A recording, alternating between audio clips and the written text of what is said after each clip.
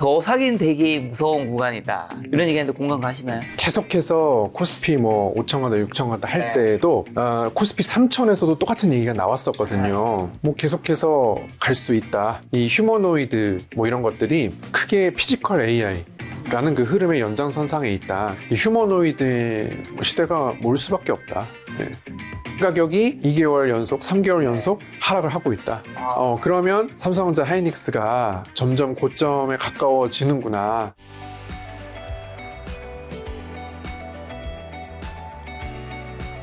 자, 작가님이 이번에 코스피 1만 투자 지도라는 책을 내셔서 야, 코스피 우리가 1만을 얘기할 수 있는 시대가 올 거라는 생각을 했지만 사실 그렇게 뭐 얼마 남지 않은 것 같은 생각도 듭니다. 어느새 7천까지 단숨에 와버렸는데 우선 과거부터 먼저 여쭤볼게요. 코스피 24년 12월 말 뭐 계엄 그때쯤에 2,360 정도 됐던 것 같아요. 1년 반 만에 지금 7천 돌파했고 오늘은 7,300 근처인데 야, 이 기적적인 상승의 원인은 뭐죠? 일단 저는 네. 사람들이 지금 주식 투자를 시작을 하려고 그러면 반도체가 막 올라가니까 그렇죠. 반도체를 막 사려고 하는 사람보다는 네. 이제 처음 들어오는 사람의 입장에서는 아무래도 좀 야, 반도체 말고 덜 오른 건 뭐 있냐 그렇죠. 뭐 그런 걸 많이 물어봅니다. 그거를 이제 글로벌로 확대하면 똑같다. 즉 지금의 한국 증시의 반도체에 해당하는 게 이제 미국 증시인 거죠. 미국 증시가 막 너무 오르니까 네. 이제 글로벌 투자자들이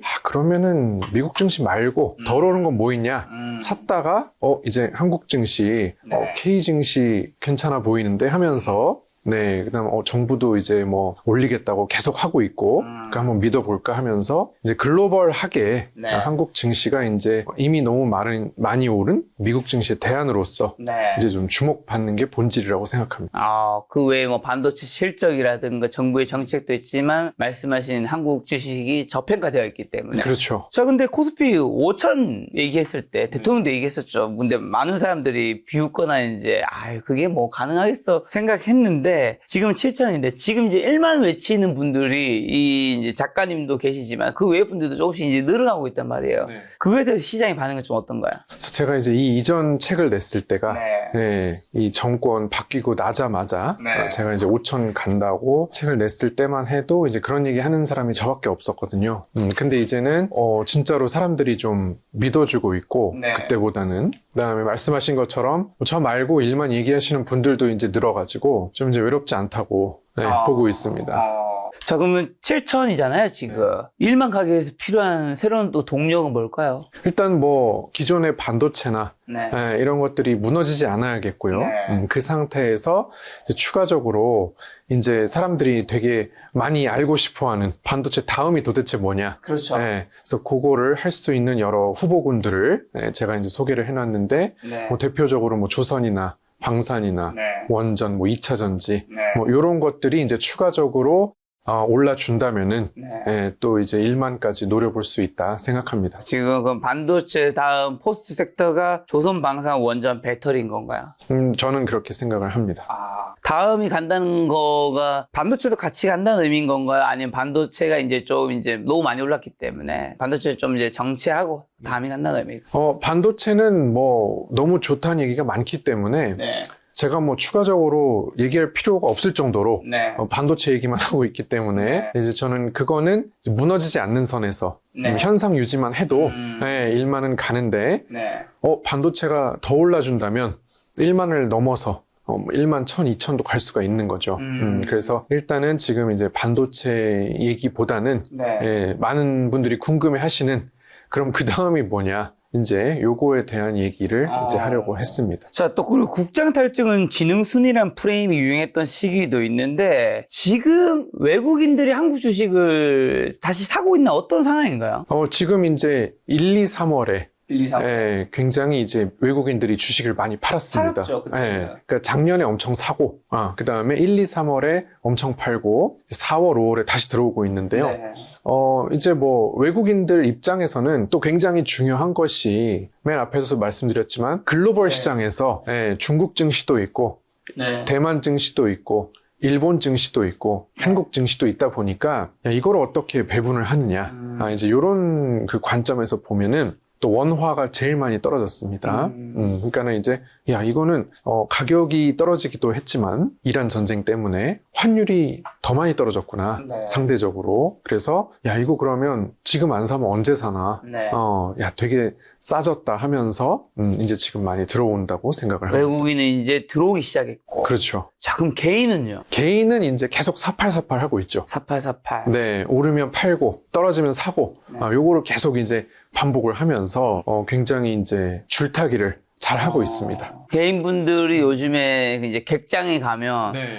계좌를 만들러 오신 분들이 있고, 제가 또 어느 부장님한테 증권사에 계신 분 들었는데, 그 어떤 종목에 굉장히 오랫동안 물려있던 분이 와서 삼성제, SK하이닉스, SK 스퀘어 사러 왔다고 하더라고요. 그 굉장한 어르신 분이. 네네. 그래서 그분이 무섭다. 약간 고점 신호가 아닌가, 뭐 이런 얘기 하던데, 어떻게 보세요? 저는 뭐 어떻게 보냐면은 네. 기존에 이제 부동산 비중이 굉장히 많았잖아요. 그렇죠. 우리 자산 시장이. 그래서 대부분 이제 현금이 부동산에 묻혀 있는 상태에서 추가적으로 주식 투자를 하려다 보니까 이제 빚도 내고 막 이렇게 하면서 현금이 부족하니까 이제 그렇게 했는데, 지금 돌아가는 걸 보면은 이제 예전 상투하고는 조금 다른 게 부동산 쪽이 굉장히 조금 어떻게 보면 분위기가 가라앉아 있다.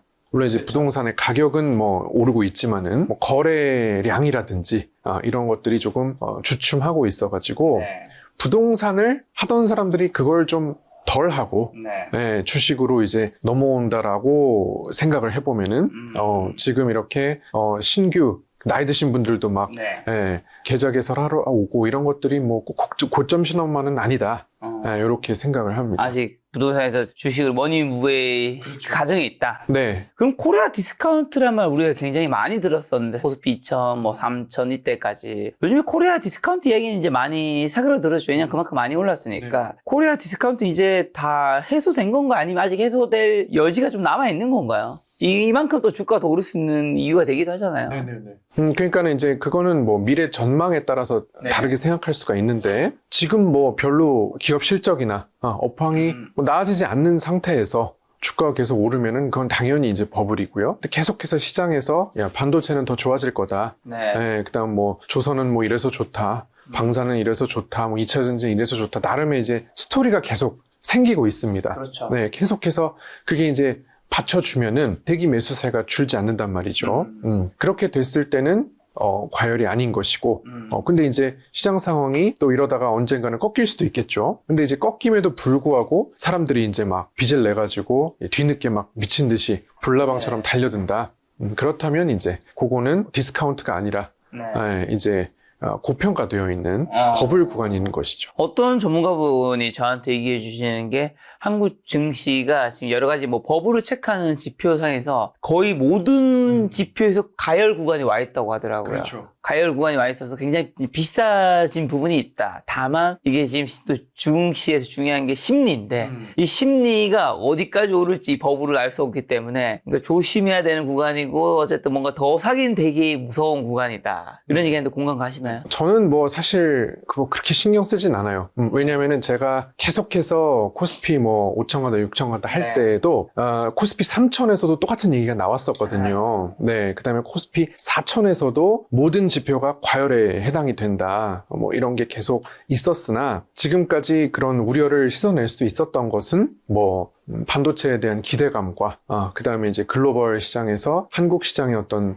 위상의 향상, 이제 그런 것들이 지금까지 그거랑 이제 어떻게 보면 그걸 격파를 하면서 여기까지 이제 왔기 때문에 뭐 계속해서 갈 수 있다라고 저는 생각을 하고 있고, 그 다음에 제가 하도 이제 그런 얘기를 많이 들으니까, 과열이다라는 얘기를 항상 듣고 다니니까, 제가 아예 이제 선언을 한 것이 이제 코스피 2배 법칙이다.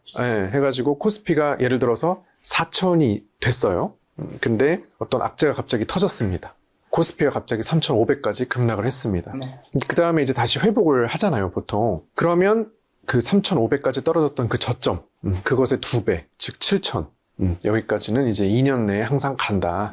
네, 항상 그렇게 해왔다. 그래서 이란 전쟁 때 5천까지 떨어졌기 때문에 2년 내 1만을 간다.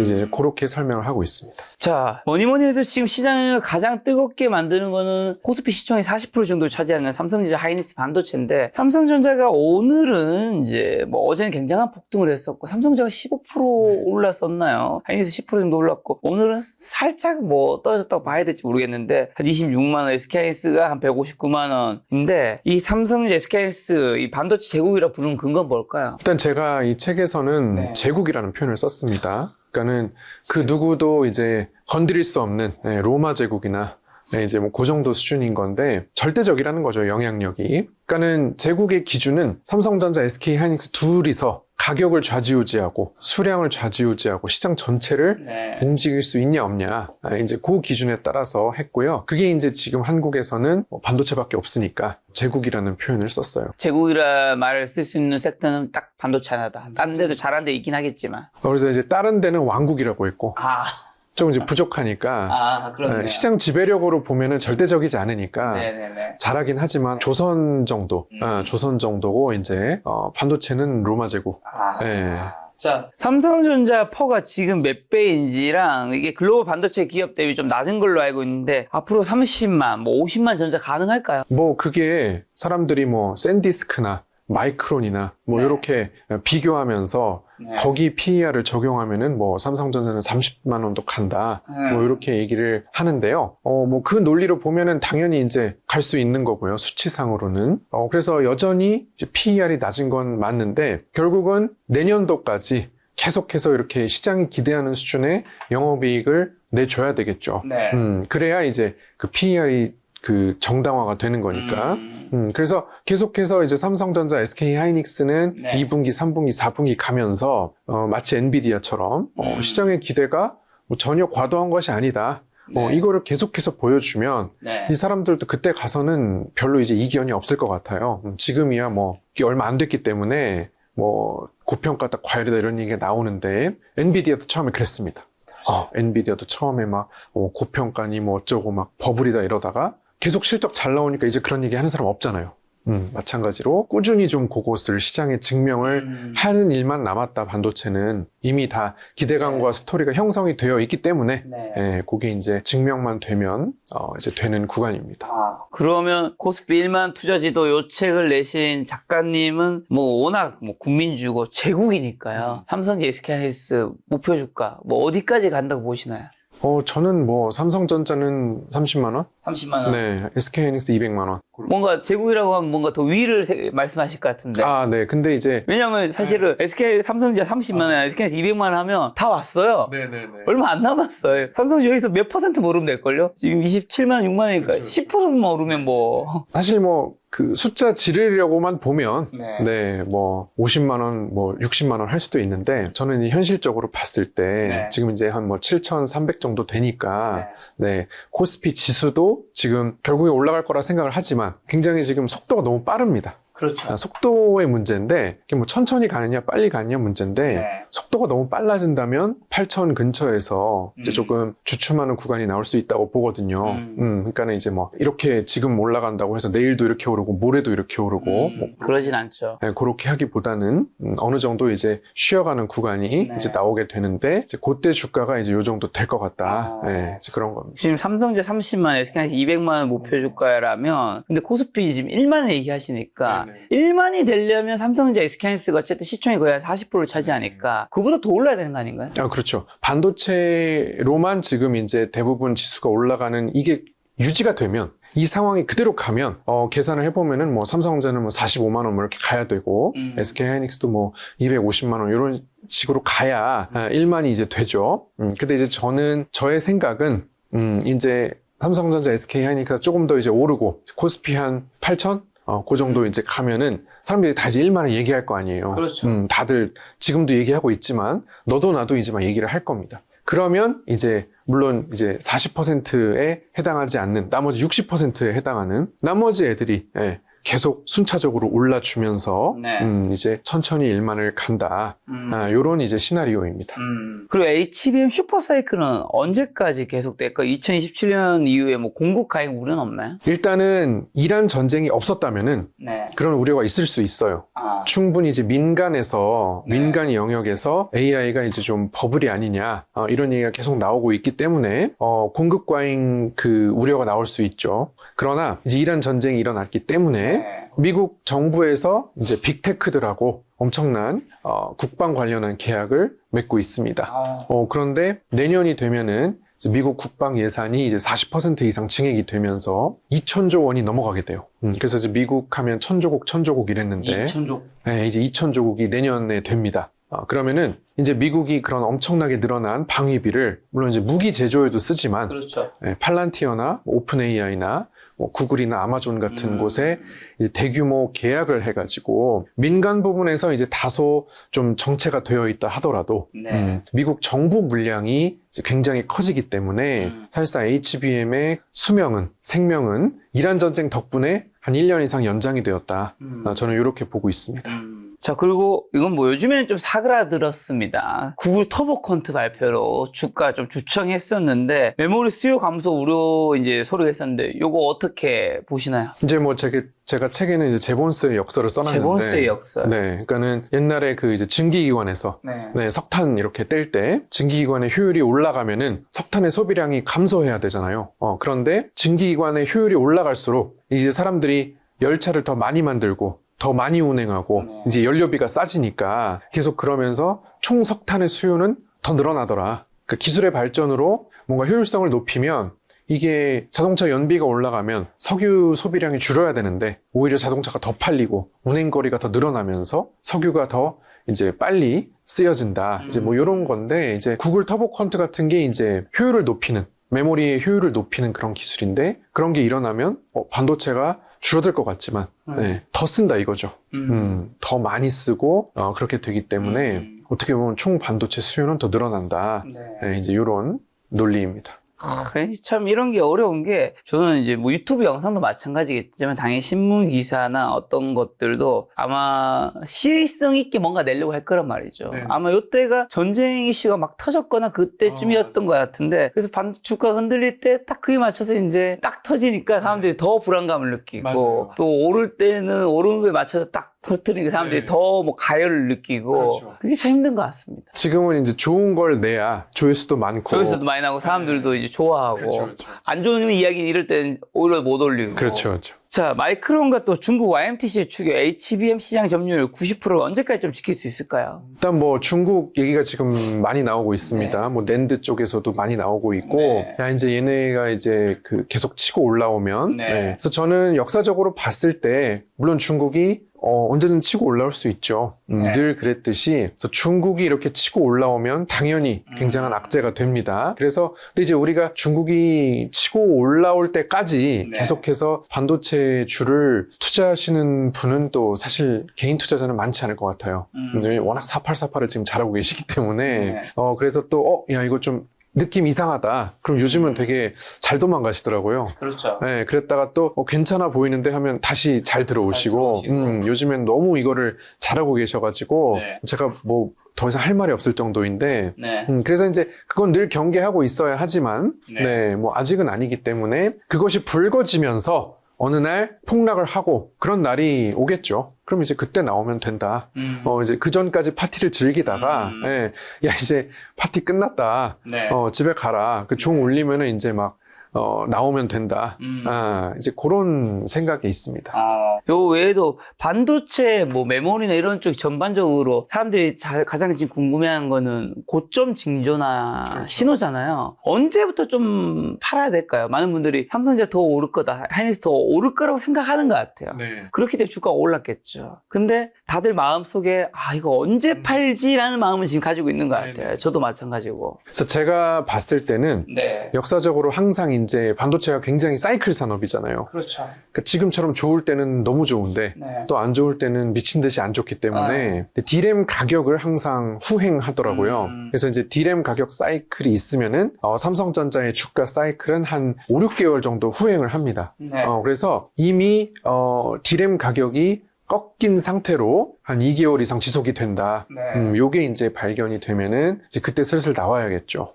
네. 근데 아직은 뭐 D램 가격이 네. 전혀 꺾이지 않고 있거든요. 네. 그래서 여러분들이 보시기에 D램 가격이 1개월, 2개월 이렇게 좀 계속 하향되고 있다. 그런 거를 이제 잘 보고 계셔야 됩니다. 그럼 반도체 밸류 체인에서 좀 주목해야 할 소재 장비주는 어떤 게 있을까요? 지금 제가 이미지 띄고 있는데 반도체 종목 지도, 그 다음에 반도체 코스피 코스닥 투자 판단표, 여러분 여러 가지 종목과 뭐 투자 포인트도 나와 있습니다. 근데 이제 반도체는 특이한 게 제가 이제 물론 코스피 1만이라고 썼지만 지금 코스닥에 있는 반도체 소부장이 많이 안 올랐습니다. 코스닥이라는 이유로. 네. 그러니까 되게 좋은 회사인데 전쟁 터지고는 좀 오르지 않았었나요? 그렇죠. 전쟁 터지고 그러니까 안 오른 건 아니에요. 이렇게 다 같이 오르니까 오르긴 올랐는데 이제 삼성전자 하이닉스에 비하면 같은 이제 반도체 섹터임에도 불구하고 특히 코스닥에 있는 시총 상위 반도체 소부장주들 네, 뭐 ISC라든지 HPSP라든지 뭐 리노공업이라든지 이런 뭐 여러 가지 그런 뭐 솔브레인 뭐 이런 코스닥에 있는 반도체 소부장이 굉장히 소외됐죠. 물론 올랐지만 상대적인 박탈감. 내가 반도체를 샀는데 이게 코스닥이라고 이렇게 되나 이렇게 하고 있는데 그래서 저는 반도체는 어떻게 생각하냐면은 이제 하반기 되면은 코스닥 승강제라고 코스닥에 있는 기업을 3가지 리그로 나눈다. 프리미엄 리그, 스탠다드 리그, 그다음에 관리군 이렇게 3개로 이제 나누는 게 지금 추진되고 있거든요. 하반기에. 그러면은 분명히 코스닥 시총 상위 반도체 소부장은 프리미엄에 들어갈 거란 말입니다. 왜냐면 이익도 잘 나고 있고 어디 뭐 하나 흠잡을 데가 없기 때문에 그러면 그들이 코스닥에서 프리미엄으로 들어가게 되면 수급이 쏠릴 거란 말이죠. 지금까지 이제 코스닥이 안 갔던 이유는 바이오 비중이 너무 높아서인데 물론 이제 바이오가 프리미엄일지 스탠다드일지는 잘 모르겠습니다만은 만약에 바이오 중에서 최근에 좀 영업이익을 못 내고 적자를 계속 냈던 것들이 시총만 크다 해서 스탠다드로 가주면은 이제 모든 ETF나 개인 수급이나 이런 것들이 프리미엄으로 쏠리면서 이제 반도체 소부장 그동안 이제 많이 안 올랐던 이제 걔네들이 또 이제 코스닥 지수를 견인할 수 있지 않냐. 지금은 코스닥 지수를 견인하는 게 뭐 에코프로와 바이오주들인데 그 구도가 반도체 소부장으로 이제 바뀔 수도 있다. 그러면 이제 대변혁이 일어날 수 있다. 이렇게 생각하고 있습니다. 자, 그러면 여기에 나와 있는 이미지 속에서 수많은 종목이 있는데 반도체 영상 지금 이번 편에서 반도체 탑픽 종목 한번 정리해 주신다면요. 뭐 저는 코스닥에서 코스피 코스닥 다 합쳐서요. 다 합쳐서 HPSP. 이유는 일단 뭐 다 제치고서라도 코스닥 승강제가 돼서 프리미엄으로 가면 일단 수급적인 거. 그러니까 반도체 소부장은 뭐 우열을 가리기 힘들 정도로 다 좋습니다. 그러니까 뭐 별로 마치 삼성전자, SK 하이닉스가 뭐 똑같이 좋은 것처럼 얘만 딱 집어가지고 차별성을 둬가지고 야 얘는 특별하다라고 하기에 그럴 정도로 다 좋아요. 그러니까 얘를 좋다 그러면 나머지들도 아니 우리가 뭐 어때서 그러냐 그 정도로 좋거든요. 그래서 뭐 다 같이 뭐 반포 아파트 같은 뭐 그런 것들이에요 말하자면. 그러니까는 거기서 차별을 두기보다는 그냥 이제 코스닥 시총 상위 중에서 반도체 소부장 얘네들이 이제 제 생각에 코스닥 시총 뭐 1, 2, 3, 4, 5위를 쭉 그냥 얘네들이 하게 되면 바이오 쭉 밀리고 순위가 이제 그렇게 된다면은 이제 코스닥 지수 상승과 함께 반도체 소부장도 같이 상승할 수 있다. 잘 모르시면 반도체 소부장 ETF도 있고요. 뭐 그런 것도 너무 좋고. 그 중에서도 HPSP는 좀 더 좋은 것 같다. 그냥 저의 어떤 성향, 뭐 그런 거죠. 그러면 지금 이제 주식 아직까지 안 하신 분들이나 아니면 다른 주식에 물려있던 분들이나 뭐 이제 주식과 좀 관계없는 직종에 계시거나 아니면 연세가 좀 있으신 분들이 객장에 오셔서 이제 계좌를 만드시거나 막 아니면 부동산에 있는 자금을 주식으로 이제 막 좀 더 많이 이동하는 분들이 요즘에 어쨌든 분위기가 느껴진단 말이죠. 들어오면 삼성전자 SK하이닉스 가장 먼저 살까 말까 고민할 거란 말이죠. 아니면 뭐 지수를 사거나 뭐 ETF를 사거나 하겠죠. 이런 분들이 삼성전자 SK하이닉스 지금 사도 되는 거예요? 저는 뭐 사도 큰 문제는 없다고 생각을 하는데 문제는 더 먹을 게 많지 않다. 뭐 그런 것도 있고 속도의 문제인 것 같아요. 그러니까 지금 굉장히 가파른 속도로 올라가고 있는데 이제 많은 사람들이 거기에 타게 되면은 무거워지죠. 움직임이 둔해지고 좀 이제 그런 어떤 민첩함, 기민함 이런 것들이 사라지기 때문에 이제 정말 그 내가 사기 직전까지의 그 엄청난 속도를 기대하고 왔다가 그 속도가 실망스러울 거란 말이죠. 뭐 돈을 버는 것에는 문제가 없을 수 있으나 신나는 미래를 상상하고 왔는데 생각보다 좀 지지부진하네.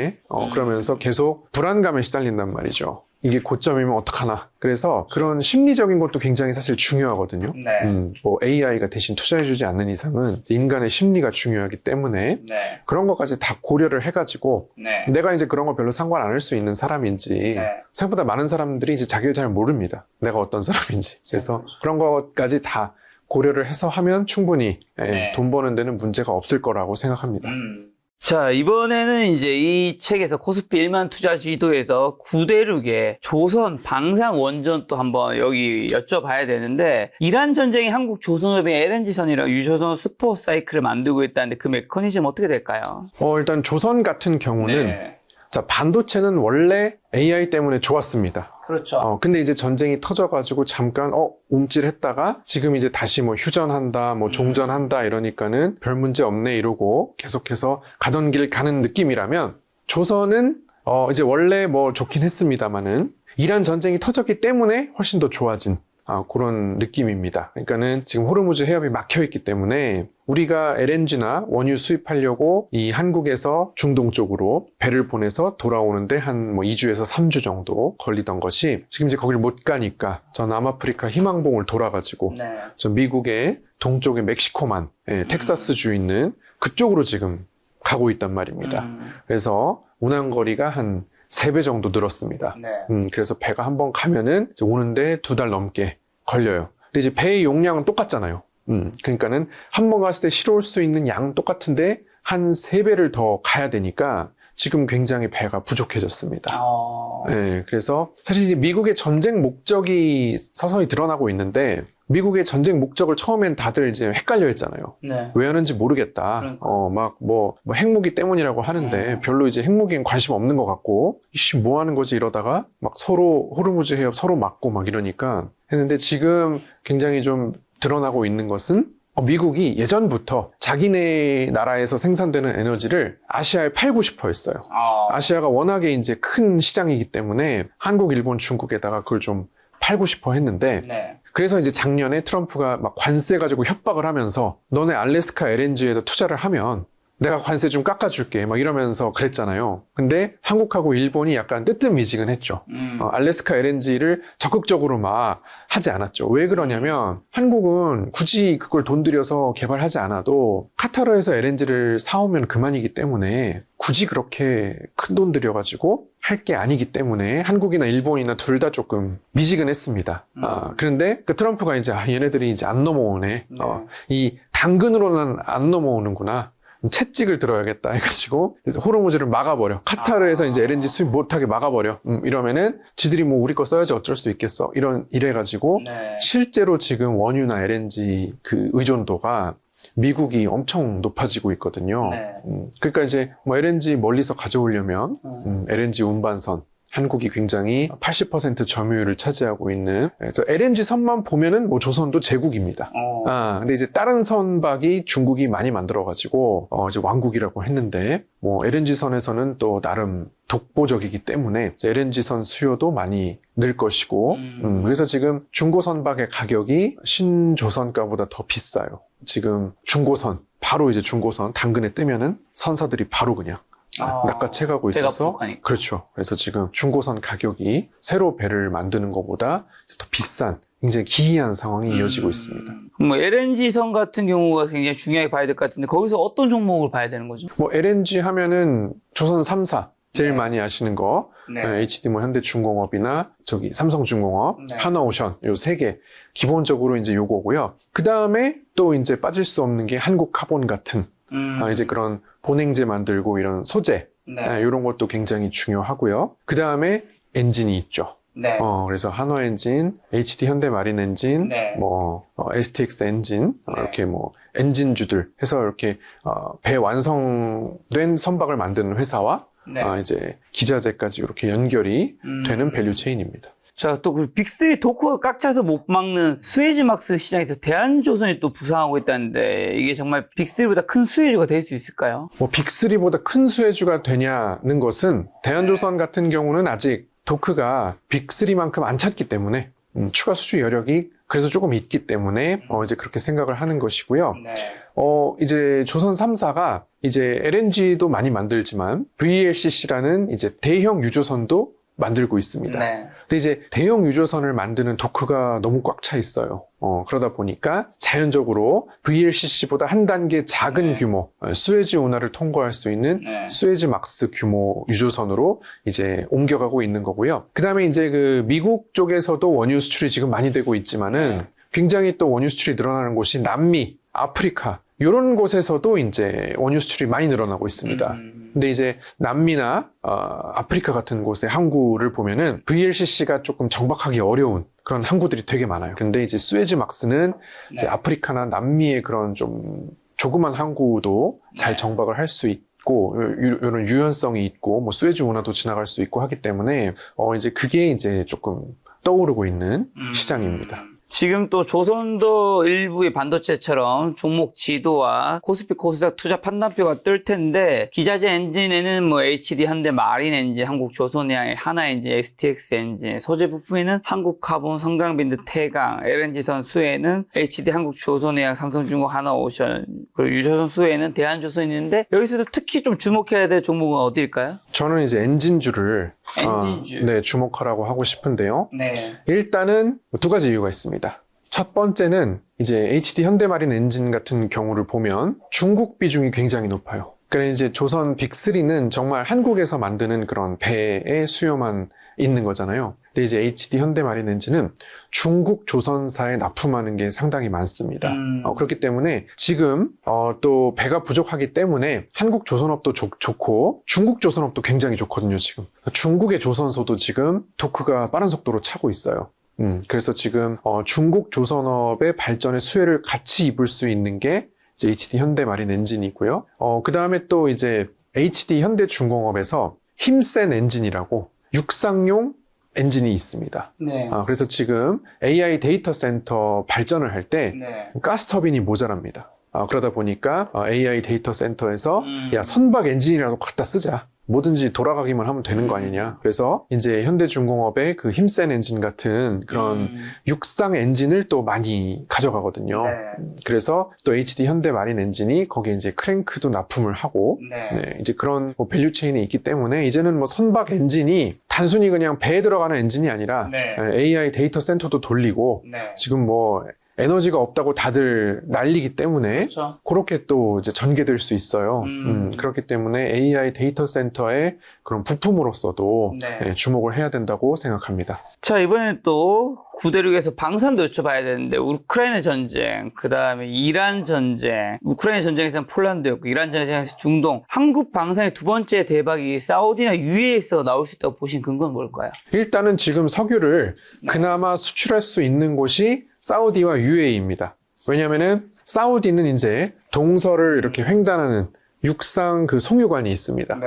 그래가지고 물론 뭐 전체 산유량보다는 적지만 그래도 상당량의 원유를 지금 서쪽으로 보내가지고 홍해에서 수출할 수가 있고요. UAE 같은 경우도 동서로 이렇게 있어가지고 아부다비에서 생산된 원유를 푸자이라라는 곳으로 이제 그 운송할 수가 있습니다. 그래서 두 나라는 지금 고유가의 수혜를 굉장히 많이 보고 있어요. 근데 나머지 국가들은 호르무즈가 막혔기 때문에 아예 나갈 수가 없는데 사우디와 UAE는 조금이나마 이렇게 팔 수가 있는데 굉장히 석유 가격이 지금 높잖아요. 네. 그렇기 때문에 그 국가들이 현금의 여유가 생겼다. 그러면 그 국가들이 할 게 결국은 이제 무기 구입밖에 없는 거죠, 그 돈으로. 왜냐면 지금 이란이 이번 전쟁 때 괜히 아무 죄도 없는데 막 사우디 UAE 계속 폭격하고 그랬잖아요. 그래서 정유시설 폭격하고 뭐 송유관 공격하고 이렇게 계속 했기 때문에 그걸 막을 수 있는 방공망. 그래서 그 이란 전쟁이 굉장히 좀 특이했던 것은 지금까지 전쟁은 우크라이나 전쟁도 그렇지만 러시아가 쳐들어온다고 해서 우크라이나가 갑자기 뭐 폴란드를 공격한다든지 뭐 옆에 나라를 막 갑자기 공격하지 않았잖아요. 그렇죠. 그냥 그동안 전쟁은 둘이 싸우는 거였죠. 근데 이번 전쟁은 미국이 이란을 공격하니까 이란이 자꾸 옆 나라들을 이란이 아무 죄도 없는 옆 나라를 막 공격을 하니까 이제 미국이 굉장히 이제 방어를 해줄 그 범위가 늘어나면서 이제 고전을 좀 했는데 여기서 저는 이제 현대전에서 이번 전쟁이 굉장히 좀 시사하는 바가 크다. 예를 들어서 북한이 예를 들어서 뭐 공격을 당한다. 그럼 북한은 그 나라와 싸우기보다는 괜히 아무 죄도 없는 일본하고 남한을 갖다가 이란이 한 것처럼 막 그냥 두들겨 패면은 공격하는 쪽에서 약간 주춤하게 된다는 거죠. 그래서 사우디랑 UAE가 그런 직접적인 공격도 받았기 때문에 결국 지금 기름 팔아가지고 남는 돈으로 무기를 살 수밖에 없다. 이런 논리입니다. 그리고 한 가지 책에서 궁금한 게 연도별 방산 수출액 추이가 여러분도 보고 계실 텐데 2022년에 173억 달러거든요. 2023년에 좀 줄어서 135억 달러, 24년에는 더 좀 줄어서 95억 달러, 25년에 154억 달러, 뭐 2026년 200억 달러인데 물론 이게 되게 수출을 봤을 때는 떨어졌다가 다시 오르고 있어서 되게 높은 거긴 하지만 뭐 2022년과 비교를 한다면 2022년이 어쨌든 173억 달러 그리고 26년은 200억 달러에서 240억 달러면 방산주 주가가 오른 것만큼의 매출액이 증가된 건 아닌 것 같다는 느낌이 제가 들었어요. 그렇죠. 그래서 실적 이상의 기대감이 반영된 건가? 아니면 근데 저는 방산주 주가가 워낙 많이 올랐기 때문에 실적도 뭐 어느 정도는 많이 올랐지 않았을까 싶었는데 기대만큼은 아닌 것 같은 느낌이 있어서요. 네, 그래서 한화 에어로스페이스도 지금 이제 1분기 실적을 발표를 했는데 지금 굉장히 좀 실망스러웠습니다. 그래가지고 말씀하신 것처럼 방산주가 쉬지 않고 오르다가 이게 실적에 비해서 너무 많이 오른 거 아니냐? 하면서 지금 제동이 걸려있는 상태인데요. 그래서 전쟁에도 불구하고 뭐 그렇게 많이 오르지는 않았습니다. 근데 이제 여기서 관건은 이거죠. 방산주는 딴 거 볼 게 없고 되게 단순하게 진짜 추가 수주가 이어지느냐 안 이어지느냐. 그렇죠. 그러니까 사우디 UAE에서 계약이 터지냐 안 터지냐. 그렇죠. 확정된 계약이 터지면 그때부터 오르는 게 또 방산주거든요. 그러니까 기대감으로 야 이게 막 방산주를 미리 사놓고 야 이게 논리적으로 요렇게 되니까 될 거야. 계약이 될 거야. 뭐 캐나다 잠수함 사업도 아마 한국이 될 거야. 하나오션이 될 거야. 이렇게 그렇게 추론을 해가지고 이렇게 미리 사놓고 막 이번에 또 안 됐어 밀렸어 이러면서 괴로워하시는 분들이 많은데 방산주는 그렇게 투자하는 것이 아니라 실제 계약이 뜨면 그 다음에 사도 됩니다. 그래서 우크라이나 전쟁 때도 폴란드랑 이제 대규모 계약이 나오니까 그 다음부터 엄청 올랐거든요. 그런 것처럼 방산은 굳이 뭐 미리 들어가가지고 막 되네 안 되네 괴로워하기보다는 그냥 일단 평소에는 실적이 굉장히 확실히 받쳐주고 영업이익률도 높고 이제 누가 딱 봐도 이제 반도체 느낌이 나는 이제 그런 곡선을 그리고 있는 곳에 투자를 하고 있다가 방산 계약이 터졌다. 그러면 그때 가도 늦지 않거든요. 그래서 주식 투자의 장점은 이제 쉽게 왔다 갔다 할 수 있는 거기 때문에 그리고 뭐 무기 엄청 많이 팔린다고 기대하고 미리 들어가기보다는 그런 전략이 좋다고 생각합니다. 자, 방산대 여러분 방산 종목 지도가 뜨고 있을 텐데 하나 에어로스페이스, LIG 디펜스 앤 에어로스페이스 좋은 단어 다 붙여놓은 것 같습니다. 한국항공우주, 현대 로템 어떤 게 탑픽인 거죠? LIG 디펜스 앤 에어로스페이스죠. 왜냐하면 폴란드 때는 우크라이나 전쟁 때 폴란드 때는 이제 한화 에어로스페이스의 K9 자주포가 이제 굉장히 좀 메인 상품이었고 그다음에 현대로템의 K2 전차도 이제 약간 딸려가는 느낌으로 했고 뭐 전투기도 좀 있었지만 지금 그 중동은 천공? 네, 방공망, 천공2 방공망이 메인이거든요. 그러니까 사우디랑 UAE가 무슨 이란을 갖다 공격하고 그 뚜까 패겠다는 게 아니라 저기서 날아오는 것만 좀 요격해서 막자. 그래서 미국의 패트리어트도 이제 있는데 걔는 뭐 운용비가 비싸기도 하고 또 납기도 늦고 하니까 천공2를 좀 많이 깔죠. 사우디가 또 넓잖아요. 굉장히 넓습니다. 그렇기 때문에 방어해야 될 곳도 많은데 그러니까는 이번 그 이란 전쟁의 핵심은 이제 LIG, 디펜스 앤 에어로스페이스가 되겠습니다. 자, 그리고 또 원전 여쭤봐야 되는데 체코 두코반이 24조 원 수주이어 폴란드, 사우디 원전 수주 가능성은 어떻게 되고 미국의 웨스팅하우스 이길 수 있나요? 뭐 웨스팅하우스를 뭐 이길 수는 없죠. 네. 거기가 이제 원천 그 기술 그 갖고 있기 때문에 네. 뭐 그걸 이긴다기보다는 웨스팅하우스랑 잘 합의를 해서 네. 체코가 그랬듯이 웨스팅하우스랑 잘 이렇게 좀 합의를 해가지고 다른 시장에도 진출을 해야겠죠. 네. 근데 이제 원전은 사실 지금까지 원전은 뭐 체코 두코바니처럼 뭐 UAE 바라카처럼 외국에 있는 대규모 프로젝트 그거 하나 수주하면 대박이다 이제 이런 느낌이었는데 네.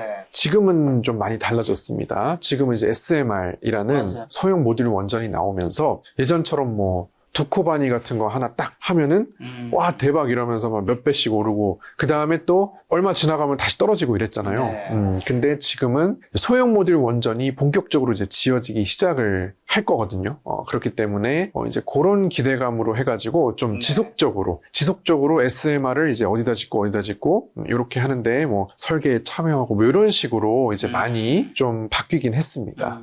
그럼 SMR 시장에서는 어떤 기업을 주목해야 되는 거죠? 일단 뭐 제일 여러분들이 많이 아시는 거는 현대건설이죠. 네, 그래서 현대건설이 이제 예전에는 주택 공급과 관련한 그런 거였다면 네. 이제는 또 원전 때문에 특히 SMR 때문에 미국의 SMR 프로젝트도 참여하고 그러면서 원전주 비슷하게 지금 됐습니다. 맞아요. 건설주들이. 건설주들에 다 원전이 묻어버려가지고 네네네. 다들 엄청 네. 그다음에 이제 현대건설 같은 경우에는 또 압구정 재건축 수주. 네. 요 이슈도 있고 그다음에 GBC 부지 삼성동에 GBC 부지 설계도 이제 승인이 다 났거든요. 3개동으로 올린다. 그래서 그 승인이 난 것에 대한 것도 어차피 현대건설이 시공할 거고. 그래서 뭐 여러 가지 뭐 주택 건설이나 뭐 이런 거나 원전까지 해서 굉장히 지금 안정적인 포트폴리오가 운영이 되고 있습니다. 그리고 또 두산 에너빌리티도 주목해야 되나요? 두산 에너빌리티는 이제 전통의 원전 이제 대표주고 그렇죠. 그 사람들이 그냥 원전 하면 딱 떠올리는 게 두산 에너빌리티죠. 그렇죠. 네, 그래서 일단은 원전주가 가려면 당연히 두산 에너빌리티가 먼저 가져야 됩니다. 대장주니까. 삼성전자, SK 하이닉스처럼 상징적으로 네. 두산 에너빌리티가 가줘야 그 다음 나머지들이 네. 우리도 가야 되나 하면서 이제 따라가는 건데 요즘 보면 또 대우건설이랑 그 현대건설이랑 DLENC가 또 주도하는 느낌이기도 해요. 상승률만 보면은 두산 에너빌리티는 가만히 있는데 대우건설이 막 미친 듯이 올라오고 요즘엔 좀 그래가지고 살짝 이게 조금 애매하긴 합니다. 지금은 예전엔 좀 확실했었는데 그래서 대우건설도 체코 두코바니 거기 팀 코리아에 있기 때문에 당연히 원전주고요. 네.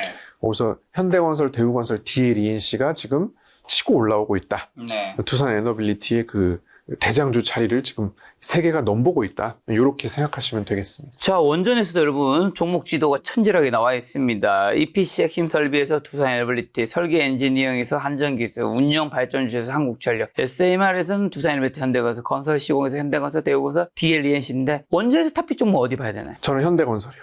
현대건설. 네, 저는 이제 건설주의 최근 이게 기세가 원래 제일 유명한 건 두산 에너빌리티지만은 네. 기세가 이제 건설주가 너무 좋기 때문에 네. 또 현대건설의 어떤 실질적인 프로젝트 참여나 이런 걸 볼 때 역시 현대건설을 뽑겠습니다. 자, 그러면 이번 영상이 조선과 방산과 원전에 대한 이야기 나눴는데 조선에서는 종목 지도에서 이제 HD 현대 마린 엔진을 좀 탑픽으로 얘기해 주셨고 방산에서는 LIG 디펜스 앤 에어로스페이스 그 다음에 원전에서는 현대건설 이렇게 탑픽으로 얘기해 주셨고 종목 지도 함께 보여주셨는데 어쨌든 이게 조방원이잖아요. 네. 조방원에서 우선순위는 어디예요? 조선이죠. 조선. 네, 왜냐면은 방산은 말씀드린 대로 계약이 터져야 가는 거고 그다음에 원전은 뭐 스토리는 좋습니다만은 아직 뭐 SMR 완공되려면 멀었고 근데 조선은 지금 당장 수주가 쌓이고 있고 그런데 또 주가는 별로 안 오르고 있기 때문에 지금 이게 상승 압력이 쌓여가고 있는 그런 상황이거든요.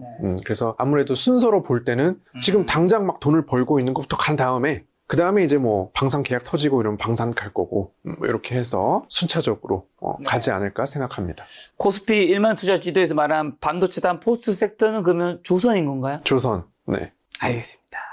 자, 코스피 1만 투자 지도 뷰라클님과 함께하고 있는데요. 2026년 CES에서 아틀라스가 모두를 놀라게 해서 로봇주 섹터들 주가가 엄청 많이 올랐고 현대차도 많이 올랐었는데 휴머노이드 시대가 이제 시작된 건가요? 네, 이제는 뭐 시작이 된 신호탄이 된 사건이다라고 보고요. 아직은 우리 주변에 휴머노이드가 없지만, 없죠. 네, 저는 결국은 이 휴머노이드 뭐 이런 것들이 크게 피지컬 AI라는 그 흐름의 연장선상에 있다. 즉 AI 버블론이 또 나오고 있지 않습니까? 물론 실적은 계속 잘 나오지만, 그럼 AI 버블론을 잠재울 게 뭐냐? 전에 말씀드렸던 거는 뭐 미국 국방부의 어떤 대규모 계약 뭐 이런 것도 있지만은 또 하나가 피지컬 AI입니다. 네, 그러니까 AI가 지금까지 스크린 안에만 존재를 해왔죠.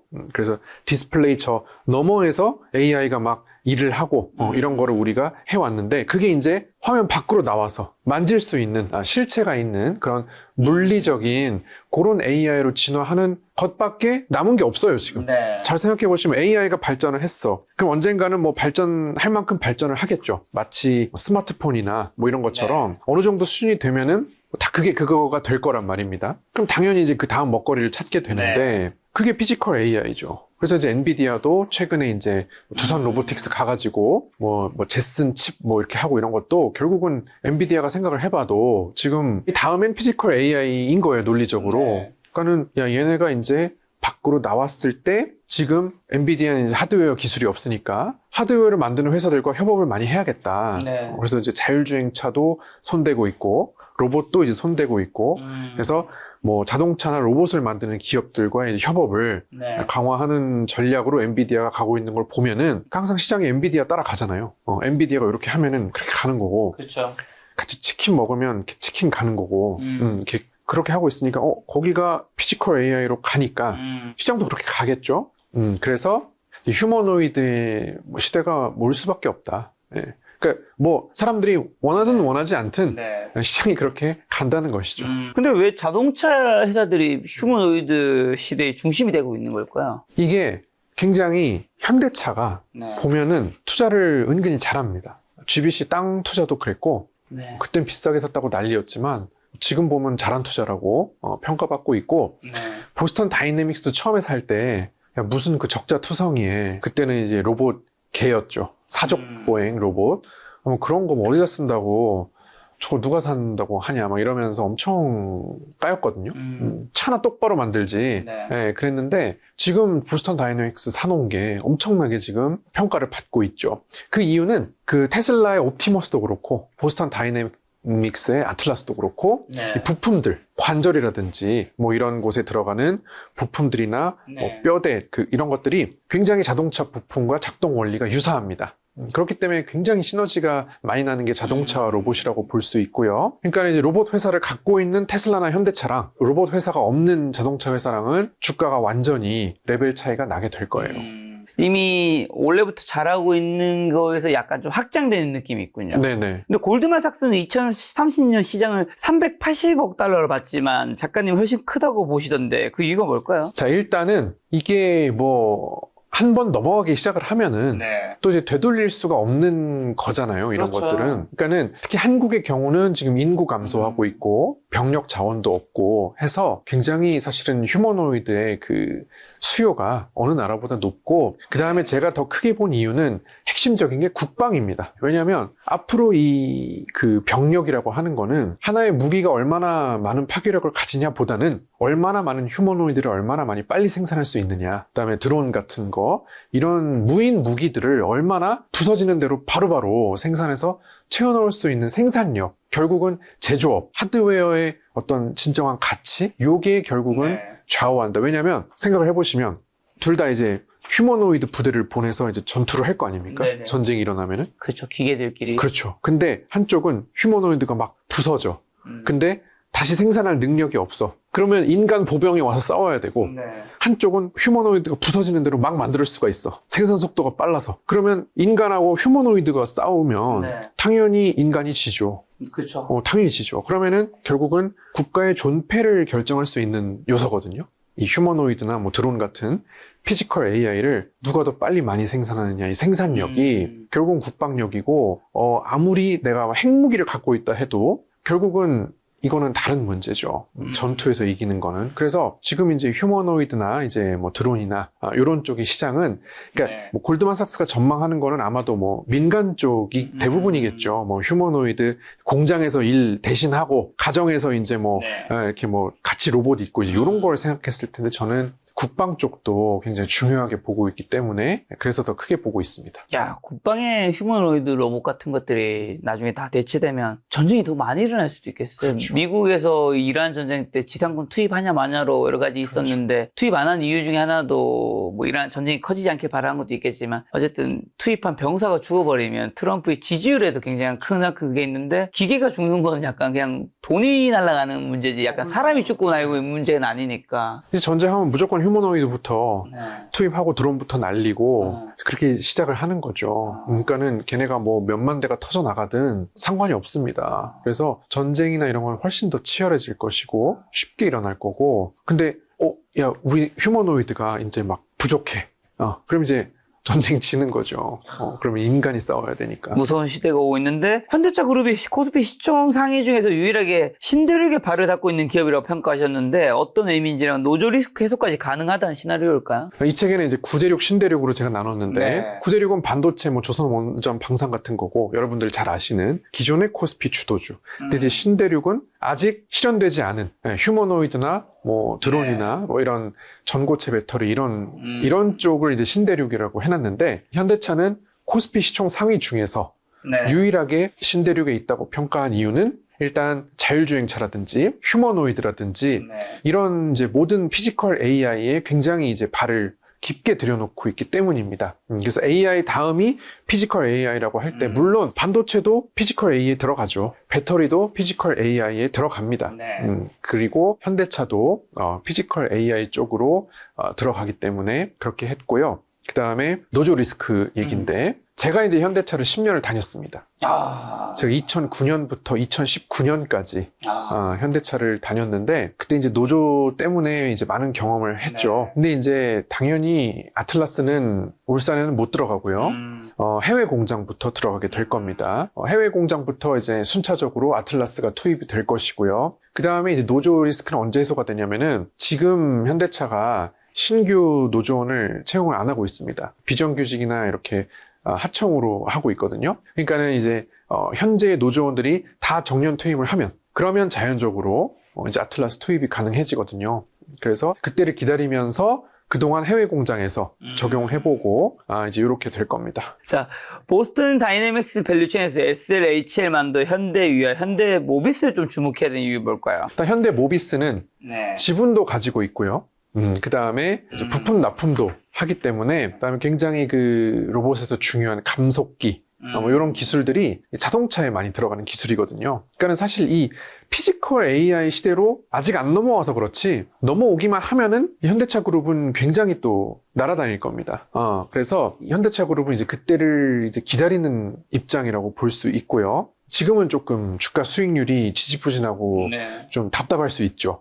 그런데 지금 이런 미래를 지금 기다리고 있고요. 그 다음에 현대위아 이것들을 뭐 SL, 뭐 HL만도 전부 다 지금 현재 1차 벤더로 해외 공장에도 따라 나가가지고, 현대차는 항상 해외 공장 나갈 때 이런 벤더도 데리고 가거든요. 그래서 이제 공장이 딱 지어지면 그 주변에 얘네들이 쭉 이렇게 타운을 만들죠. 그래서 이제 얘네들이 어딜 가든 따라다니면서 부품 공급을 하기 때문에 결국은 이제 같이 봐야 되는 거죠. 어차피 한국은 이제 뭐 소프트웨어나 운영체제 쪽은 뭐 잘 못하기 때문에 그런 거는 뭐 엔비디아 제슨 칩을 넣든지 해서 해결이 될 것이고, 뭐 보스턴 다이내믹스 자체 뭐 소프트웨어가 있겠죠. 그런 걸로 될 것이고, 우리가 한국 주식을 투자하는 그 이유는 제조업에 투자하겠다는 거죠. 그래서 한국 주식을 하는데 제조업이 아닌 소프트웨어나 이런 쪽에 한다? 그건 약간 제가 볼 땐 잘못된 것 같고요. 그럴 거면 미국 주식을 하는 게 맞고, 그렇죠. 한국 주식에 투자를 한다는 그 이유는 결국은 나는 하드웨어에 투자하겠다. 그 제조업 만드는 가장 이제 그 기본인 피지컬 AI 시대가 오면은 또 한국은 굉장히 좋습니다. 왜냐면 제조의 강점이 있기 때문에. 그래서 지금 AI 시대보다 피지컬 AI 시대가 한국에는 더 맞고요. 그래서 그런 것들을 이제 부품주들을 주목해야 된다. 네. 그리고 또 현대차 그룹 밸류 체인에 주목하시라면서 보스턴 다이내믹스의 양산이 2027년 초로 임박했다면 투자자들은 현대차 그룹과 그 밸류 체인에 주목해야 한다 하시면서 첫 번째 레이어는 완성차 기업들이다. 뭐 현대차, 기아, 현대모비스 이들은 보스턴 다이내믹스의 직접 지분을 보유하고 있어 로봇 양산이 시작되면 가장 큰 수혜를 받는다. 두 번째 레이어는 1차 벤더들이다. 뭐 SL, HL 만도, 현대, 위아 이들 부품주는 현대차 그룹보다 변동성이 크지만 성장 잠재력도 그만큼 더 높다. 세 번째 레이어는 AS와 소프트웨어다. 현대 오토앱은 보스턴 다이내믹스의 AS를 담당한다. 이렇게 얘기해 주셨는데 이 중에서 특히 좀 주목해야 될 건 어디일까요? 저는 현대모비스. 네, 일단은 뭐 부품 수혜와 지분 가치를 같이 누릴 수 있기 때문에 아무래도 제일 중첩이 되어 있습니다. 자, 그리고 또 중국 유니트리 같은 저가 휴머노이드 공세를 한국이 막을 수 있을까요? 중국이 들어온 시장은 다 큰일 난다던데. 일단은 뭐 중국을 꼭 막아야지만 막는 것도 불가능하거니와 중국을 꼭 막아야지만 주가가 오르는 것은 아닙니다. 뭐 배터리도 그렇고요. 모두 중국에게 이제 밀려서 하고 있지만은 조선처럼 우리가 뭐 전체 시장에서는 2위여도 LNG 선만큼은 우리가 1위다. 이런 쪽으로 독보적인 그 영역을 하면 될 일이거든요. 그래서 우리가 어차피 애초부터 우리가 뭐 중국을 이길 수는 없어요. 물량이나 뭐 이런 것들로. 그러나 충분히 우리의 어떤 테슬라의 옵티머스나 현대차의 아틀라스 같은 것들이 제조에 특화되어 있다든지 어떤 그런 특별한 영역. 중국이 이제 좀 저가형의 휴머노이드로 이제 인간이 가전제품처럼 친구처럼 이렇게 반려 로봇으로 하는 것 쪽으로 간다면은 현대차는 조금 더 기업을 상대로 이 공장에서 일을 한 근로자를 대체하는 이런 것에 좀 집중을 해가지고, 왜냐면 가격이 높잖아요. 그러면은 로봇이 가격이 높으면 일반 사람들이 안 사죠. 못 사죠. 못 사죠. 그렇기 때문에 당연히 현대차나 이런 쪽은 우리 미국 공장에 이런 데서 이렇게 일 잘하고 있다. 너네 공장에도 사라. 그러면 너네 공장 인건비가 얼마나 줄어드냐. 그러면 너 한 3년이면은 본전 찾는다. 이렇게 하면서 이제 그렇게 가야 되거든요. 소매용보다는. 그러니까 이제 그쪽에서 영역을 확보를 하면 그만입니다. 예, 이런 돈과 직결되는, 생산성과 직결되는 부분에 현대차가 집중을 할 걸로 보입니다. 자, 그럼 피지컬 AI도 친절하게 로봇 종목 지도를 코스피 1만 투자 지도에서 언급해 주시던데 탑픽 종목은 어디로 봐야 될까요? 현대모비스. 일단 지분도 같이 있다는 점이 가장 이제 끌립니다. 자, 이번에는 이제 코스피 1만 투자 지도에서 우주 태양광, 전고체, 배터리 이쪽 편을 좀 여쭤보려고 하는데 2026년 하반기 스페이스X IPO가 한국 우주 관련주에 어떤 좀 파급 효과를 가져올까 얼마 안 남았죠? 일단 뭐 우주 하면은 많은 분들이 지금 떠올리는 건 스페이스X 하나밖에 없습니다. 이제 인류 역사상 제일 큰 규모의 IPO니까 당연히 뭐 관심이 쏠릴 수밖에 없죠. 그래서 지금은 이제 스페이스X 상장이라는 강력한 모멘텀이 우주주에 있기 때문에 뭐 투자하기 괜찮은 구간이죠. 자, 그리고 또 누리호 5차 발사 성공이 한국 우주 산업에 갖는 의미와 그리고 하나 에어로스페이스, 인텔리안테크, 캔코와 에어로스페이스 중 가장 주목할 종목은 어딜까요? 일단은 뭐 누리호 5차 발사는 지금 그 스페이스X 상장이 조금 가려 있습니다. 이제 한국 우주업계에서는 큰일인데 워낙 스페이스X 인기가 많아서 지금 잘 모르고 있는데 누리호는 굉장히 이제 한국 우주 산업의 상징 같은 프로젝트입니다. 지금 5차 발사이고 1, 2, 3, 4차를 다 했고 2, 3, 4차가 굉장히 성공을 했습니다. 근데 이 4차 발사부터 조금 이제 변화가 있는데요. 3차 발사까지는 항우연에서 정부기관이죠. 거기서 주도를 해서 나사처럼 그렇게 해왔다면 이제 4차부터는 서서히 하나에어로스페이스로 넘기고 있습니다. 하나씩 둘씩. 그래서 5차 발사는 이제 하나에어로스페이스가 주관하는 완전히 이제 하나에어로스페이스가 주가 돼가지고 하는 발사거든요. 그렇기 때문에 물론 뭐 스페이스X에 비할 바는 안 되지만 그래도 한국도 이제는 민간 기업이 주도해가지고 이 우주 프로젝트가 진행이 된다라는 어떤 상징적인 의미를 가지고 있고 당연히 이제 하나에어로스페이스가 메인 종목이죠. 한국 항공우주도 동체를 제작하네요. 네, 그래서 한국 항공우주가 동체를 제작하고요. HD 현대중공업이 발사대를 제작합니다. HD 현대중공업 발사대, 그 다음에 한국항공우주 동체, 그 다음에 한화에어로스페이스 엔진 이렇게 한 게 이제 누리호입니다. 인텔리안테크는 캐코아는 여기 관련 없는 건가요? 누리호와는 이제 큰 관련이 없고 네. 인텔리안 테크는 이제 뭐 안테나를 만들기 때문에 그냥 이제 우주주죠. 우주주여가지고 이제 이런 뭐 저궤도 위성 안테나 뭐 이런 거고요. 캔코아는 이제 뭐 스페이스X와 뭐 관계가 좀 있다. 네. 예, 뭐 부품을 납품하고 이제 요런 이제 벤더 관계. 예, 그래서 이제 스피어라든지 뭐 이런 것들이 있습니다. 자, 그럼 이제 우주 항공 측면에서는 어느 쪽에 투자를 해야 될까요? 이게 지상국 안테나 통신 장비, 부품 소재, 이미지 뜨고 있을 텐데 여러분 체계 종합, 발사체, 이제 위성 서비스, 데이터 등이 나와 있네요. 그래서 일단은 이제 상반기까지는 네. 스페이스X 기대감이 있기 때문에 그렇죠. 사실은 뭐 미래에셋 벤처 투자나 미래에셋 증권이나 뭐 아주 IB 투자 같이 이렇게 뭐 스페이스X 네. 지분을 지분을 갖고 있다. 이런 애들이 많이 갔습니다. 근데 결국은 이제 걔네들은 이제 그 상장 이슈 그거 어떻게 보면 테마죠. 어떻게 보면 테마고 실제 이제 우주 산업과 관련돼 가지고 이제 볼 수 있는 거는 이제 인텔리안 테크 같은 이제 뭐 안테나 제조 기업이라든지 스페이스X에 납품을 하는 이제 이런 곳이라든지 뭐 세아베스틸 지주도 있고 뭐 여러 가지가 이렇게 있는데요. 기본은 이제 한화에로스페이스고 근본은 그 다음에 우주주는 아직도 이렇게 세팅이 잘 안 돼가지고 소형주도 되게 많이 튑니다. 구대륙에 있는 애들은 대형주가 이제 보통은 가는데 이 신대륙은 막 소형주들도 이제 조금 가요. 네. 초기다 보니까. 네. 그래서 이제 그런 소형주까지 좀 곁들여가지고 이렇게 믹스해가지고 가면 좋을 것 같습니다. 만약에 이제 스페이스에서 상장이 되잖아요. 네네. 그걸 생각하고 지금 테슬라를 사는 거는 어떻게 생각하나요? 뭐 테슬라는 뭐 스페이스X 상장도 좋고요.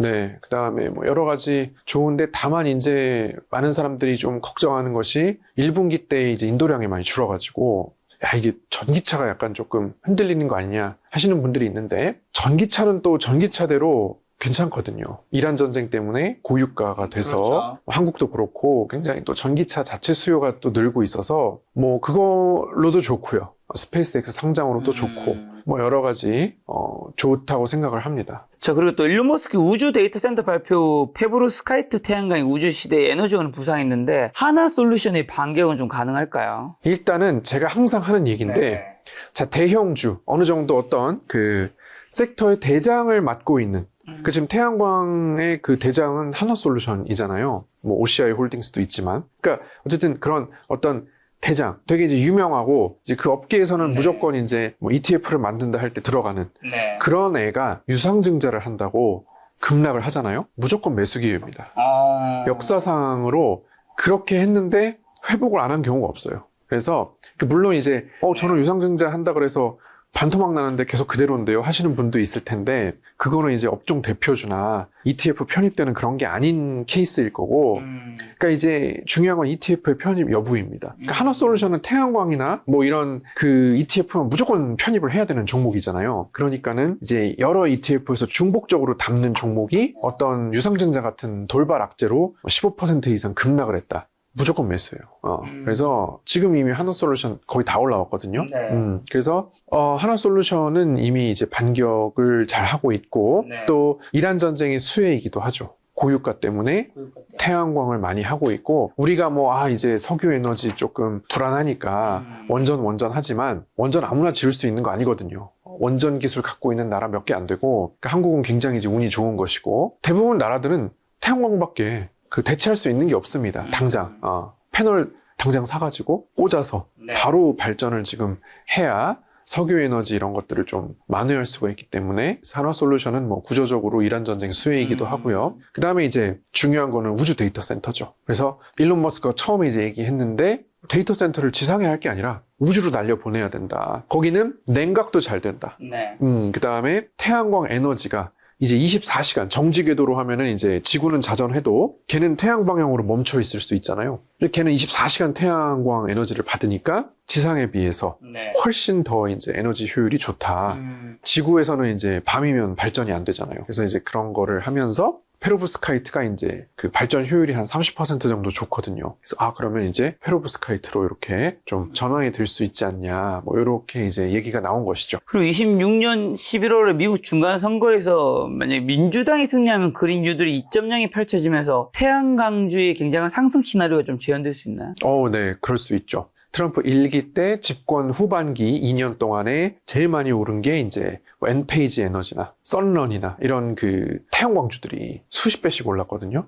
그 이유는 전반기 때는 뭐 기후위기가 사기다, 네. 뭐 그 기후협약 탈퇴한다 이러면서 이제 네. 하락을 하다가 중간 선거에서 민주당이 하원을 가져왔습니다. 그래서 하원이 예산권을 가지고 있는 국회잖아요. 네. 그래서 민주당이 중간 선거에서 이기자마자 그 다음 해에 2월에 그린 뉴딜이라는 걸 발표를 합니다.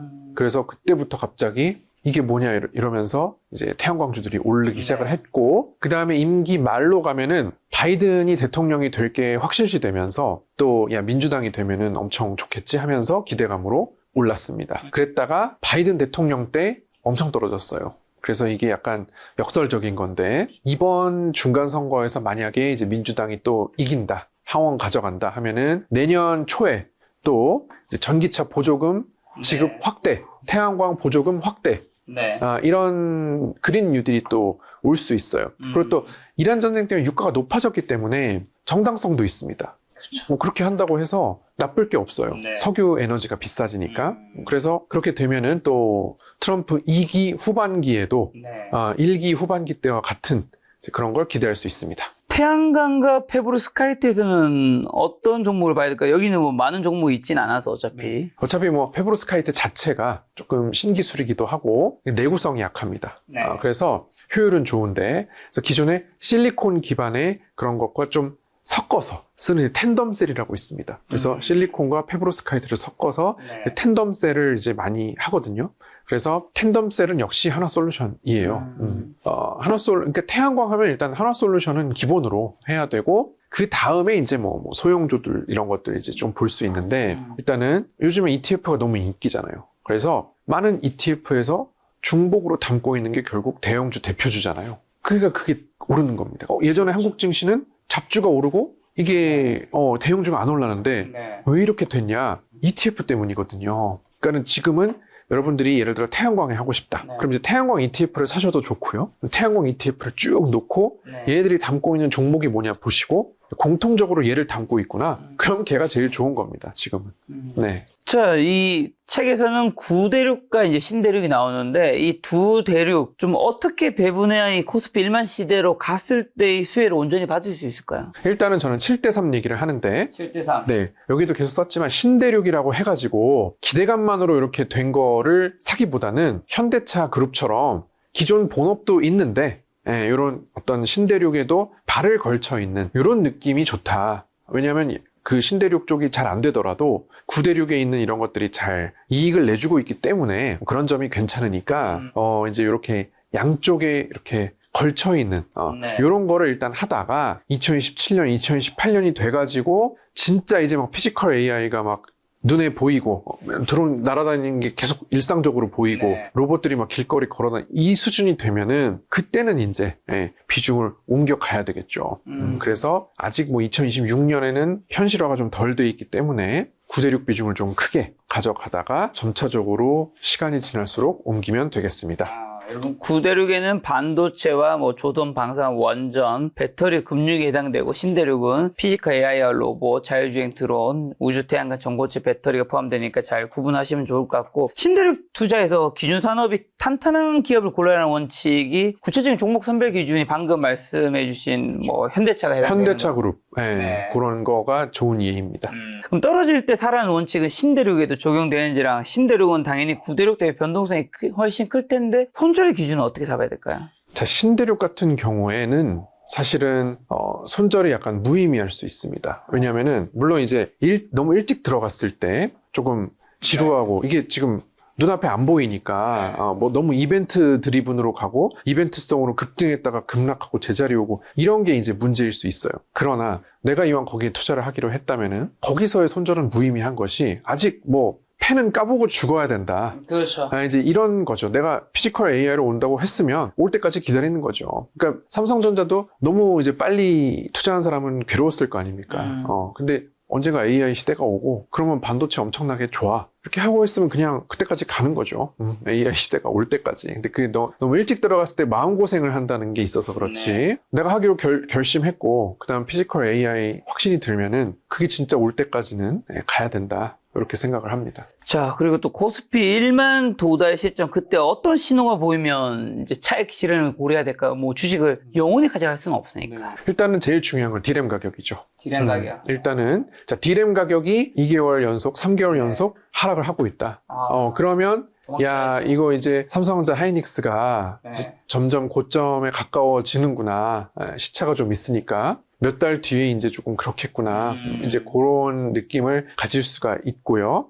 그러면 이제 조금 이제 현금화를 시작을 해야 되겠습니다.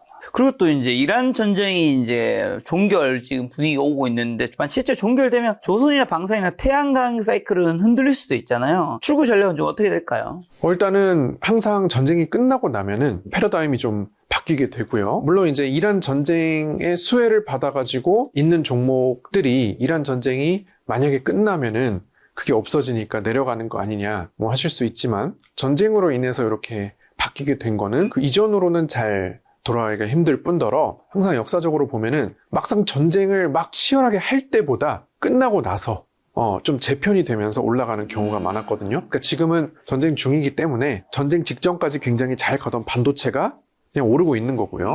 물론 이제 업황도 좋지만 전쟁 끝나면 그때부터 이제 조금 차분하게 이렇게 질서를 잡으면서 그동안 안 올랐던 것들이 이제 가게 되는데, 그래서 뭐 전쟁이, 근데 저는 사실은 별로 뭐 끝날 것 같진 않긴 합니다. 왜냐면 미국이 지금 이 호르무즈를 막아가지고 얻는 이익이 너무 커요. 이 에너지 수출, 원유나 에너지 수출이 지금 너무 좋기 때문에 사실은 야, 이거를 이렇게 좋은 거를 과연 끝낼까 하는 생각이 들 정도로 얻는 게 많아가지고, 근데 이전에 이라크 전쟁이나 뭐 걸프 전쟁을 생각해 보면은 별로 미국이 얻는 게 그렇게 많지 않았습니다. 뭐 국제 질서를 잡고 뭐 이런 뭐 정치적이나 뭐 대의적인 걸로는 모르겠는데, 경제적으로 미국이 걸프전을 해갖고 뭐가 좋았나 하면은 별로 없거든요. 근데 이란전은 이게 되게 뚜렷한 최초의 전쟁이에요. 베트남 전쟁도, 아니, 미국이 베트남 전쟁을 해가지고 경제적으로 뭐가 좋았나 하면 뭐 딱히 없고, 오히려 한국이 좋았죠. 베트남 전쟁 때문에. 남 좋은 일만 시킨 것 같은데 이렇게 되는데, 그때는 약간 이념, 공산주의와 싸워야 된다는 어떤 이념 이렇게 들어갔다면, 지금 이란 전쟁은 확실히 그 에너지 수출 증가가 보이고, 야, 왜 하는지 알겠다. 경제적으로. 이게 선명하게 드러나는, 제가 볼 땐 첫 번째 전쟁이거든요. 그러다 보니까 과연 끝날까 싶기는 한데요. 끝난다 해도 끝나고 나서 또 많이 오르거든요. 그래서 그렇게 생각하시면 되겠습니다. 자, 요즘엔 코스피가 뭐 7,300, 400까지 단숨에 오다 보니까요. 2024년 말에 코스피 2,300에서 올해 이제 전쟁 전에 6,300까지 왔다가 또 전쟁 치르면서 6,300에서 5,000까지 갔다가 또 4월 달부터 지금까지 정말 단숨에 7,000을 먹어버리니까 많은 분들이 이 포모, 벼락거지 공포 느끼는 분들이 많을 텐데, 빨리 뛰어든 분들은 괜찮을 텐데 뒤늦게 뛰어든 분들에게 해주고 싶으신 조언은요? 일단은 주식은 부동산과는 다르게 언제든지 나갈 수 있다는 게 최고의 장점입니다. 그렇죠. 그러니까 지금 뭐 반도체 좋다, 모든 시나리오가 이렇게 있지만 또 이거를 완전히 뒤집는 이벤트가 나올 수도 있어요. 있죠. 그러면 또 시장은 급변하는 것이고, 이란 전쟁 같은 게 언제든지 나올 수 있습니다. 그래서 주식의 장점을 최대한 활용해라. 즉, 언제든지 매도 버튼만 누르면 추가 리스크를 부담하지 않아도 된다는 그 점을 항상 잘 생각했으면 좋겠어요. 그래서 사람들은 주식을 한다 그러면 무조건 저점에 몰빵을 해가지고 고점에 한 번에 다 판다, 자꾸 이렇게 생각을 하시는데, 그건 사실 불가능한 얘기고요. 불가능한 걸 자꾸 하려고 하기보다는 내가 뭐 지금까지는 오른 걸 놓쳐서 어쩔 수 없다, 인정하고, 그 다음에 내가 이제 들어가는 건 들어간단 말이에요. 근데 다행히 부동산이 아니라 주식을 들어갔기 때문에 여러분들은 언제든지 바로 나올 수 있습니다. 부동산은 쉽게 못 나오죠. 그렇죠. 그러니까는 그 주식의 장점을 최대한 좀 활용하고 늘 그거를 염두에 뒀으면 좋겠고, 분할 매수, 분할 매도. 제발 좀, 부동산은 분할 매수가 안 되잖아요. 그러니까 자꾸 주식을 부동산 하듯이 좀 안 했으면 좋겠고, 올라가면 조금씩 일부를 팔고, 내려가면 조금씩 사고, 요렇게 이제 하는, 이제 그 주식의 장점을 좀 10분 활용해라. 이런 말씀을 드리고 싶습니다. 자, 책에 마지막에 개척자가 될 것인가, 구경꾼으로 남을 것인가 물으시던데, 10년 후 후회하지 않기 위해서 지금 시청자분들, 구독자분들이 당장 시작해야 될 첫걸음은 뭘까요? 뭐 지금 시작해야 될 거는 일단은 ETF. 네. 지금 시작해야 될 거는 ETF 교육 들으시고요. 레버리지 ETF 교육. 많은 분들이 제가 레버리지 ETF를 얘기를 하면 매수 주문을 하는데 안 사줘요 이러신단 네. 말이에요. 레버리지 ETF 교육과 함께 삼전 레버리지, 한익 레버리지 ETF 네, 곧 나오잖아요. 네, 곧 그 교육도 지금 들으시고 네. 네, 그래서 그런 교육 듣고 이런 준비부터 좀 하고요. 그 다음에 중요한 게 현금 확보죠. 네, 자꾸 이렇게 돈도 얼마 없는데 고점이 얼마냐 이런 거 너무 신경 쓰지 마시고 일단은 현금부터. 일단 현금이 많으면 구사할 수 있는 전략이 엄청 늘어나잖아요. 돈이 얼마 없을 때야 이거밖에 안 된다 해서 되는 것이 여러분 현금이 많으면 굉장히 다양한 전략이 가능하기 때문에 생각보다 이게 현금 마련을 제대로 안 하고 또 하시는 분들이 많습니다. 그래서 이런 어떤 나의 교육 들을 거 듣고 현금 마련할 거 마련하고 뭐 이런 준비 기본적인 것들부터 이렇게 하고 그다음에 책도 이제 읽어보고 이제 읽어보면은 되게 재밌거든요. 그래서 그런 준비부터 이제 하자. 네, 너무 고점이 얼마냐. 이제 그런 거는 이제 뭐 유튜버들이나, 뭐 신문 기자나 칼럼니스트 이런 사람들이 이제 고민해야 될 문제고, 일반 투자자는, 뭐 고점 이런 거 너무 그런 거보다는 일단 할 수 있는 것부터. 교육과 현금 확보를 하자. 그렇죠. 시간도 확보를. 네. 근데 ETF 레버리지 얘기해 주셔서 ETF 레버리지 해도 된다는 의미신 건지랑 플러스로 삼성전자 SK하이닉스 레버리지 상품 나오는데 그거 사는 거 어떻게 보시나요? 저는 일단 레버리지 ETF 때문에라도 그러니까 요즘에는 웩더독이라 그러네. 꼬리가 몸통을 흔든다. ETF 때문에 그 편입 종목이 올라요.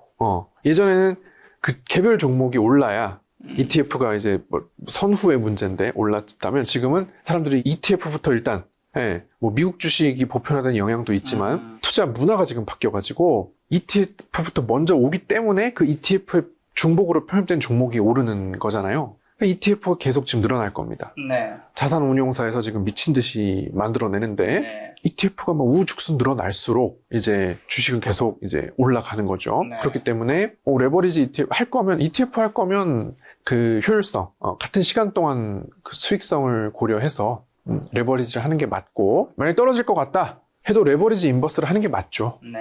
정말 떨어질 거라면 남은 게 몇 개 없긴 하지만 그래서 그런 식으로 이제 방향성 확실해지면은 레버리지로 하는 게 좋다는 얘기입니다. 자, 김작가 TV 약간 시그니처 같은 질문인데 그러면 마지막으로 현금 한 5천만 원 있는 분이라면 이 책에서 굉장히 많은 섹터 종목들 한번 점검하고 이야기해 주시는데 어떤 sek터 종목 좀 담으면 좋을까요? 그럼 일단 3천만 원은 조선이죠. 3천만 원. 3천은 조선이고 1,000은 반도체. 그다음에 1,000은 2차전지. 이렇게 하면 좋을 것 같습니다. 조선과 반도체와 2차전지. 아까 조선에서는 가장 탑픽은 HD, 현대, 마린이었나요? 그 다음에 반도체에서는 어디였었죠? HPSP. HPSP. 2차전지는 오늘 못했지만 어디가 탑픽이 되는 건가요? 2차전지는 LNF. 2차전지도 피지컬 AI로 넘어오면 또 2차전지의 세상이 열리거든요. 그래서 지금은 이 스크린 속의 이 AI를 돌리기 위해서 전력이 병목이다. 그렇죠. 그래서 전력이 오르잖아요. 변압기라든지 뭐 이런 전력이 오르는데 피지컬 AI로 넘어오면요. 배터리가 병목입니다. 그렇겠네. 그때는 에너지, 무조건 이제 에너지가 중요한데 피지컬 AI가 돌아다녀야 되니까. 그렇죠. 그러니까 피지컬 AI는 전선 꽂고 다니는 거 아니기 때문에 그때 가면은 이제 배터리가 병목이 되는 때가 반드시 와요. 그러면은 이제 뭐 중국과의 경쟁과 상관없이 병목은 무조건 오르기 때문에 지금 여러분들이 에너지 쪽 병목을 봤으면 피지컬 AI 시대에 가면 배터리로 가야죠. 알겠습니다. 또 김작가 TV에 이제 작가님께서 또 처음 나와주셨는데 개인적으로 꼭 마지막에 하시고 싶은 말씀 있을까요? 일단 저는 뭐 예전부터 코스피 상승을 외쳐온 사람으로서 최근에 분위기가 너무 좋고요. 그래서 제가 보니까 지금 뭐 결혼도 증가하고 출산도 증가하고 그다음에 뭐 백화점 매출도 늘고 백화점 장난 아니에요. 지금 전방위적으로 이제 소비가 좀 늘어나고 있어가지고 이게 주식이 올랐을 때 과연 이 사회가 어떻게 되느냐 저는 약간 사회 실험을 보는 느낌이에요 지금. 진짜로 그동안 주식이 올라본 적이 없으니까 몰랐던 건데 제가 이제 주식이 오를 건 알았으나 막상 오르면 어떻게 될까 보니까 굉장히 저는 특히나 이 결혼 출산의 증가 라든지 뭐 이런 청년층들 뭐 이런 사람들이 이제는 좀 그래도 주식 투자를 이제 하는 사람들은 그렇게 된다는 게 좋고요. 안 하시는 분들도 관심을 가지고 어쨌든 뭐 공부를 한다는 게 저는 그러니까 한국 사람으로서 한국 주식에 대해서 한 번은 좀 공부해 봐야 되지 않겠느냐. 내가 한국에 사는데 미국 주식만 해. 아예 내가 한국의 산업 구조를 몰라. 이거보다는 한국에 대해서 공부를 해보고 했는데 별로다. 그러면 어쩔 수 없어요. 근데 해봤는데 오히려 좋네? 하실 수 있거든요. 그렇기 때문에 지금이라도 좀 한국의 산업 구조나 또 제조업이 여러분 정말 중요합니다. 피지컬 AI로 넘어가면 더욱더 중요하기 때문에 이 제조업 무시하지 마시고 네. 제조업 기반의 한국 증시 한 번쯤 네. 한번 잘 들여다보셨으면 좋겠습니다. 그 공부를 하는데 코스피 1만 투자 지도를 본다면 효라클님이 인사할 때도 함께 할 수 있지 않을까 싶습니다. 오늘 만날 손님은 효라클 작가님이었습니다. 지금까지 소중한 시간 함께 해주셔서 정말 감사합니다. 오늘도 김 작가였습니다. 고생 많으셨습니다. 감사합니다.